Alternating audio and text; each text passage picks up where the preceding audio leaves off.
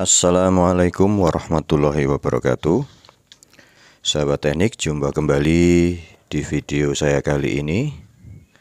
Alhamdulillah, kemarin kita sudah membahas mengenai kapasitor. Saat ini, kesempatan kali ini kita akan membahas komponen elektronika yang lain dengan tipe dioda. Jadi pada video kali ini kita akan bahas secara singkat dan sederhana tentang dioda, ya, dioda. Dioda. Dioda ini fungsi dari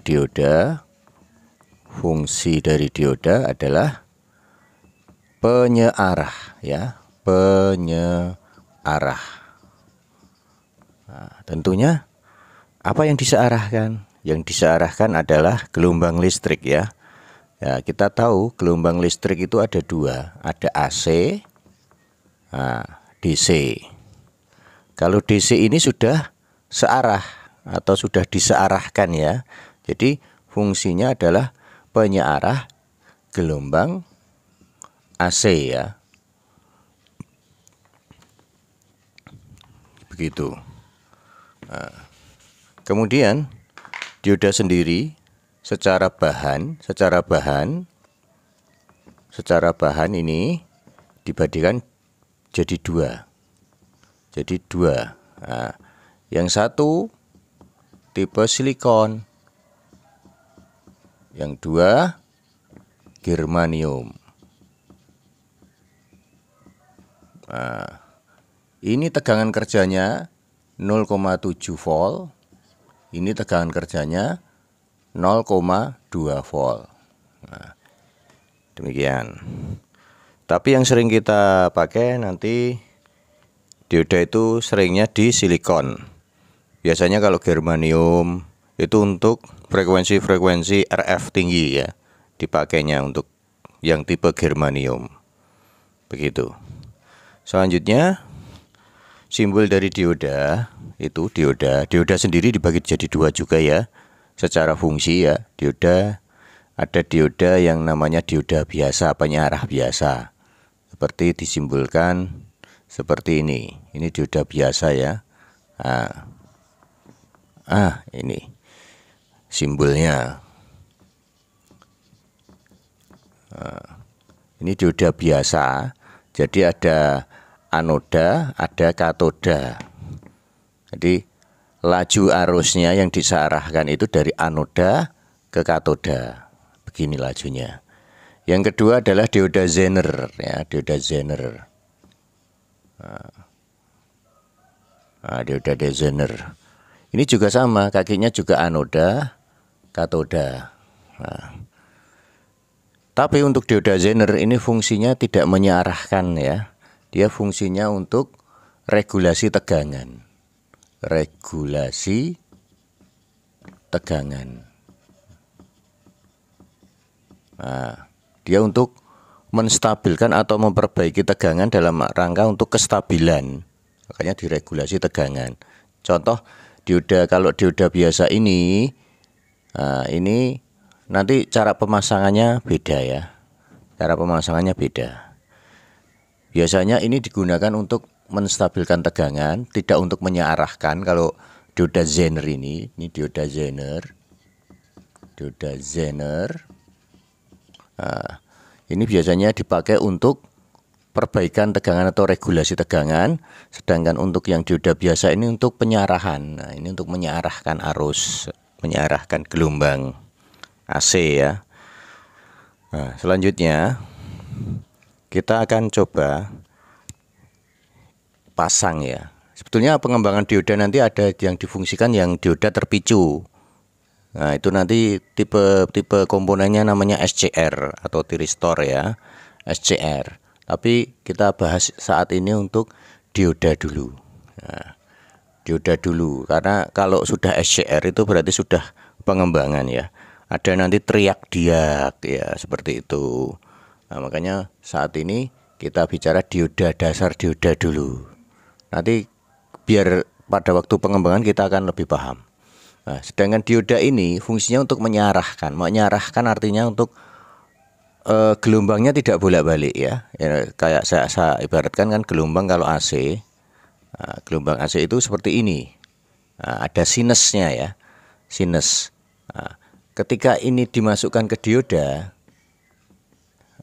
seperti ini. Nah, ini nanti jatuhnya hasil gelombangnya seperti ini. Nah, jadi yang negatif ini tidak diloloskan di pasa yang bawah ini, tidak diloloskan. Makanya di sini tidak diloloskan, di sini. Kemudian masuk lagi di sini. Ini ya, misalkan ini garis gelombangnya seperti itu. Jadi yang diloloskan di sini tidak diloloskan, yang diloloskan di sini ya. Nah, ini namanya setengah gelombang. Ini namanya penyearah setengah gelombang. Karena yang diangkat satu gelombang aja, satu gunung aja. Nah, kemudian bagaimana supaya ini bisa berfungsi jadi penyearah full atau full wave? Nah, makanya diodanya tidak cuma satu ya. Nanti kita bahas. Ini cuma fungsi dioda dulu aja. Jadi maksud dari menyearahkan adalah menitiadakan. Kalau ini misalkan seperti gambarkan seperti ini ya teman-teman. Ini titik nolnya ya.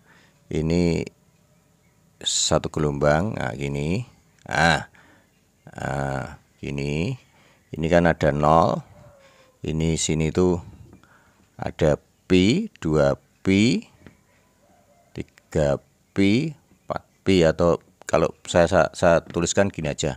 Ini 0, ini 90 derajat. 45, sorry. 45, 90. Nah, terus ini 270, 360. Nah, seperti itu ya.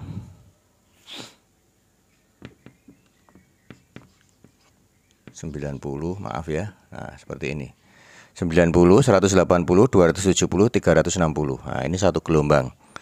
Nah, kalau disearahkan yang pasa di 180 sampai 360 di bawah 0 ini, dia tidak akan disearahkan. Jadi fungsinya seperti ini. Jadi kalau saya jelaskan gambarnya, saya perjelas lagi seperti ini. Di sini tidak ada. Kalau di sini ada lagi gini, maka yang disearahkan gelombang keduanya lagi gini. Nah, seperti itu ya. Jadi fungsinya seperti itu. Nanti bagaimana aplikasinya untuk menyearahkan menjadi full wave. Jadi yang di sini juga diangkat ke atas. Nah, atau istilahnya tegangan yang di bawah, gelombang yang di bawah ini bisa diangkat ke atas sehingga nanti tegangannya lebih baik, tidak terjadi ripple yang jelek. Itu nanti kita bahas di aplikasi dioda ini sebagai power supply.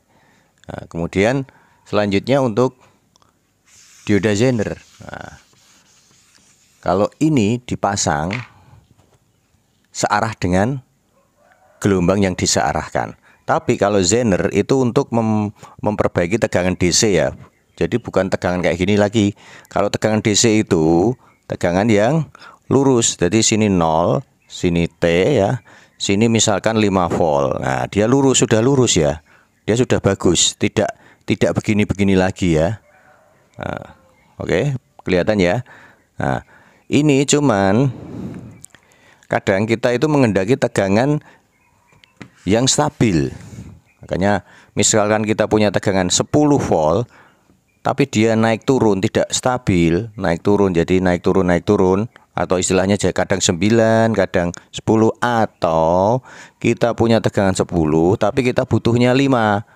Makanya gimana? Nah, kita pakai dioda Zener. Kita pakai dioda Zener yang kapasitasnya 5 volt. Jadi pemasangan seperti ini ya, teman-teman. Nah, dioda Zener itu berdasarkan nilainya. Kita beli di pasaran dioda Zener ada 1,5 volt, ada 3 volt, ada 5,1 volt, ada 6 volt, ada 9 volt, ada 12 volt.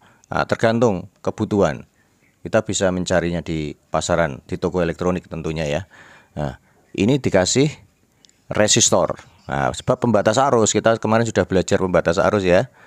Karena dioda itu bagaimanapun juga tegangan kerjanya itu tidak lebih, tergantung watt juga. Dioda Zener itu ada yang 1 watt, ada yang 2 watt, tergantung juga seperti itu. Makanya nanti nilai R-nya ini menyesuaikan dari kondisi dari Zenernya. Perhitungannya sama. Dulu kalau teman-teman mengikuti dari awal pasti tahu rumus hukum Ohm itu dipakai V sama dengan I kali R.